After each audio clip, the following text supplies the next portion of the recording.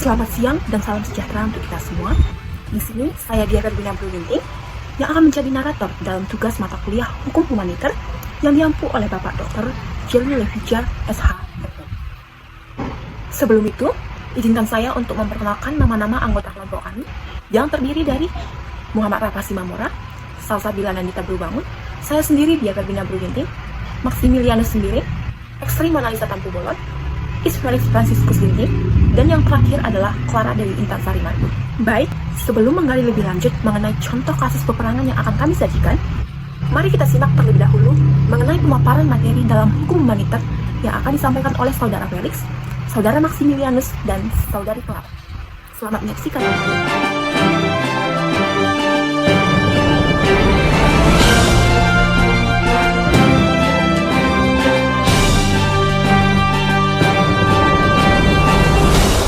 Selamat siang, kembali lagi bersama kami di Humanitarian News, di mana pada kesempatan kali ini kami akan membahas seputar hukum humaniter yang terdiri dari beberapa topik. Di antaranya ialah pertama, pengertian hukum humaniter, dilanjutkan dengan hubungan hukum humaniter dengan hukum internasional dan hukum hak asasi manusia. Selanjutnya ialah pembahasan mengenai subjek dan objek yang tidak dapat diserang selama masa perang. Lalu ialah ada asas dan tujuan hukum humaniter itu sendiri. Mungkin untuk pertama, untuk pengertian dari hukum humaniter sendiri akan dijelaskan oleh rekan saya.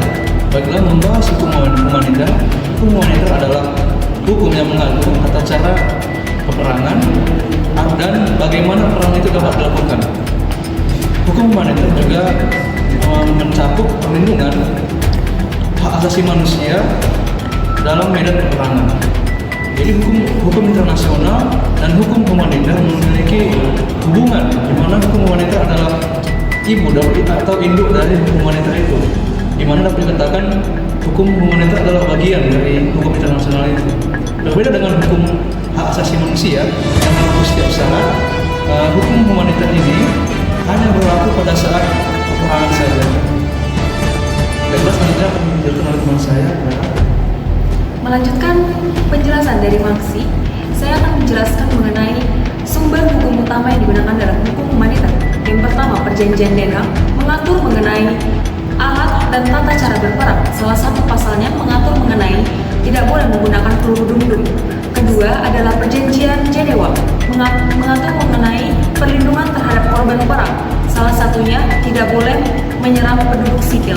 Yang ketiga adalah protokol tambahan yang mengatur dan melengkapi mengenai Perjanjian Jenewa dan Perjanjian Den Haag. Selanjutnya saya akan membahas mengenai subjek dan objek yang tidak boleh diserang. Subjeknya seperti anak-anak, orang yang terluka, veteran, dan penduduk sipil. Objeknya yaitu rumah sakit, tempat ibadah, dan rumah dan bangunan yang bersejarah. Selanjutnya akan dilanjutkan oleh rekan saya. Baik, selanjutnya saya akan menjelaskan mengenai asas dan tujuan dari hukum humaniter itu sendiri. Yang pertama ialah asas kepentingan militer atau military necessity, di mana pada asas ini dijelaskan bahwasanya pihak yang bersengketa dibenarkan untuk menggunakan kekerasan atau kekuatannya untuk menaklukkan lawan demi tujuan kemenangan perang. Lalu yang kedua ialah asas perikemanusiaan. Dalam asas ini dijelaskan bahwasanya pihak-pihak yang bersengketa dalam berperang harus memperhatikan asas kemanusiaan, di mana para pihak yang bersengketa tidak boleh menggunakan kekuatan ataupun kekerasan yang berlebihan yang dapat menimbulkan luka-luka yang tidak diperlukan atau unnecessary suffering. Selanjutnya ialah asas kesatriaan atau chivalry. Asas ini mengandung arti bahwasanya dalam melakukan peperangan, kejujuran ialah hal yang harus diutamakan. Penggunaan cara-cara tidak terhormat, tipu muslihat, dan cara-cara hianat dilarang dan tidak dibenarkan selama peperangan. Selanjutnya ialah tujuan dari hukum humaniter itu sendiri. Yang pertama ialah melindungi orang-orang terluka, sakit, terdampar, tawanan perang, dan juga melindungi orang-orang yang kebebasannya dicabut karena konflik. Selanjutnya melindungi penduduk sipil, melindungi orang-orang yang tidak lagi mengambil peran dalam peperangan, serta melindungi personal medis dan agama, staf dari operasi pembebasan, serta staf dari organisasi pertahanan sipil dan mediator. Untuk lebih jelasnya, kita akan bersama-sama melihat secara langsung bagaimana hukum humaniter berperan dalam perang yang saat ini sedang terjadi di Palestina. Selanjutnya, saya alihkan kepada rekan saya setelah jeda yang berikut ini.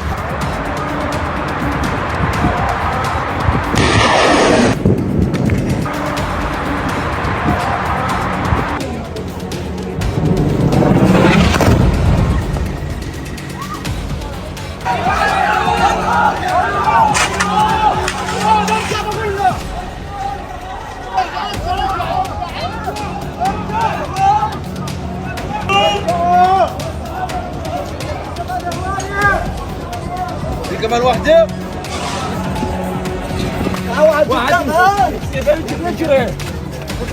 خلاص معلش الحق عليك انت ليش قاعد اصلا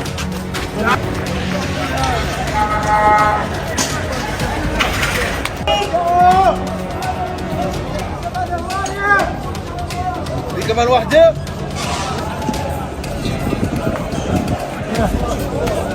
جام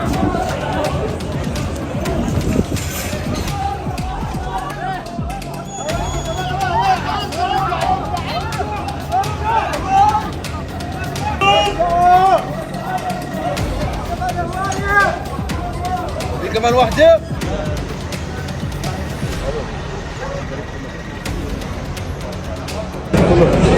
كمل مرحبا نكمل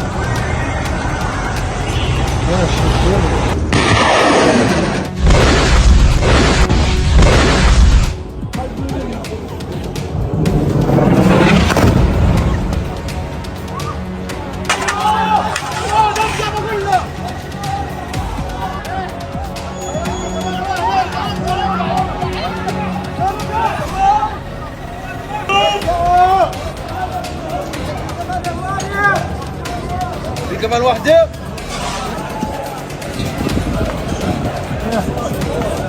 جام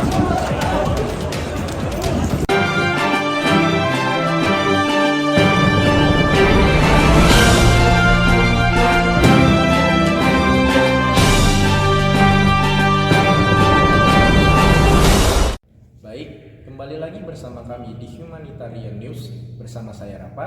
Saat ini saya sedang bersama dua orang narasumber. Saya Salsabila Nandita. Saya Monalisa. Untuk menggali lebih lanjut mengenai informasi hukum humaniter itu sendiri, lebih tepatnya dalam peperangan yang terjadi di Israel dengan Palestina. Baik, kita mulai sesi tanya jawabnya. Menurut saudari Mona sendiri, bagaimana keadaan Palestina saat ini?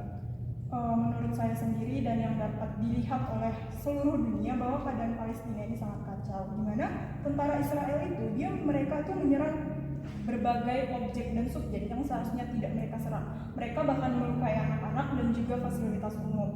Hal tersebut menunjukkan bahwa keadaan Palestina saat ini sangat kacau. Baik, seperti yang dikatakan di saudari Mona sendiri bahwa Israel menyerang anak-anak di Palestina.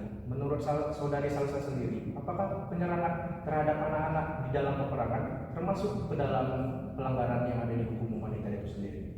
Ya, seperti yang kita ketahui ya, dan juga sudah disebutkan oleh saudari Mona tadi, bahwasannya Israel ini melakukan tindakan-tindakan seperti penyerangan terhadap anak-anak. Dan menurut saya sendiri, tindakan tersebut itu termasuk pelanggaran terhadap hukum humaniter, karena di dalam hukum humaniter terdapat subjek-subjek yang tidak boleh diserang pada saat terjadinya peperangan, yang mana salah satunya adalah anak-anak.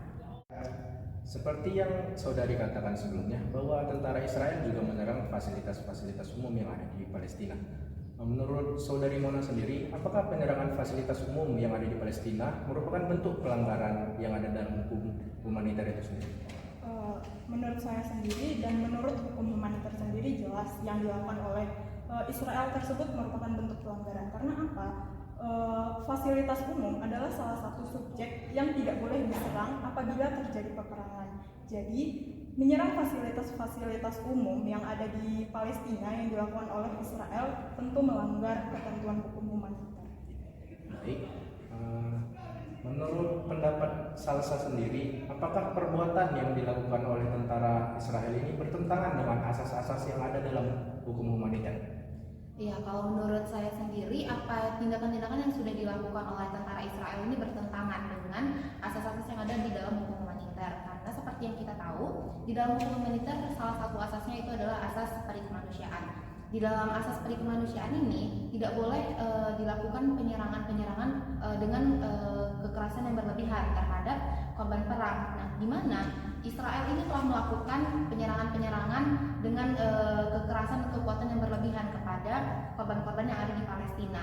Bahkan penyerangan yang dilakukan oleh tentara Israel itu sampai melukai Palestina dengan luka yang seharusnya tidak didapatkan oleh mereka sendiri. Apakah ada asas lain yang dilanggar?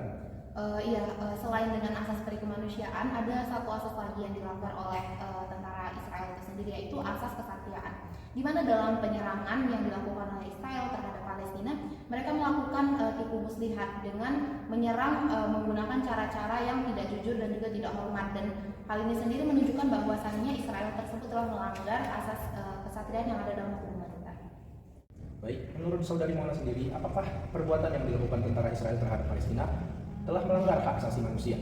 Menurut saya sendiri tentu itu sudah melanggar hak asasi manusia. Karena apa? Mereka sudah menyerang korban yang seharusnya tidak mereka serang. Dimana serangan tersebut tentu sudah melanggar hak hidup mereka, bahkan hak untuk hidup bebas, hak untuk tinggal dengan nyaman. Dimana itu sendiri seperti yang kita ketahui adalah hak asasi manusia. Nah, selain itu seharusnya kan hak asasi manusia dalam perang yang dialami Palestina itu dilindungi oleh hukum humaniter sendiri. Jadi secara tidak langsung bisa dikatakan menurut saya hukum humaniter ini gagal melindungi HAM Palestina selama masa perang kali ini.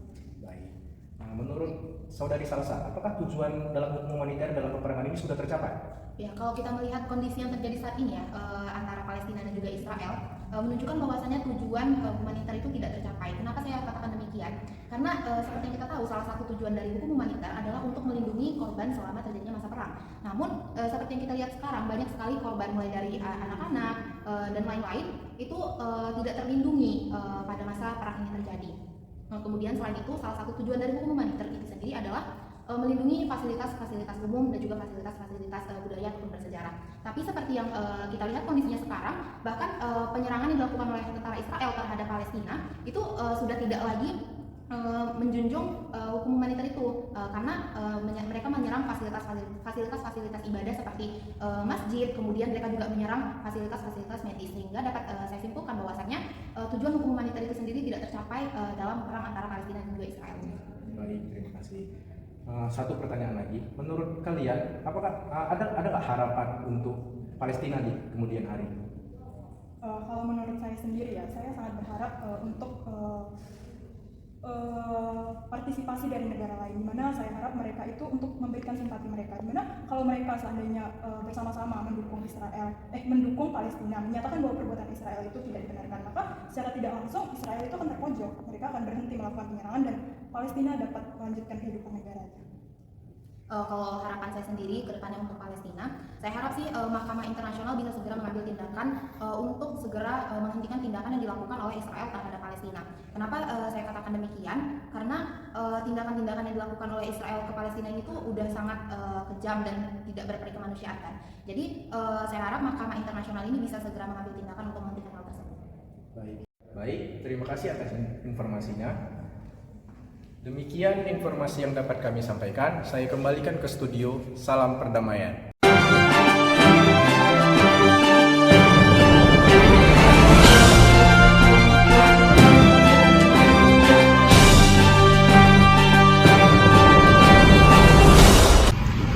Demikian video edukasi mengenai hukum humaniter yang dapat kami sampaikan.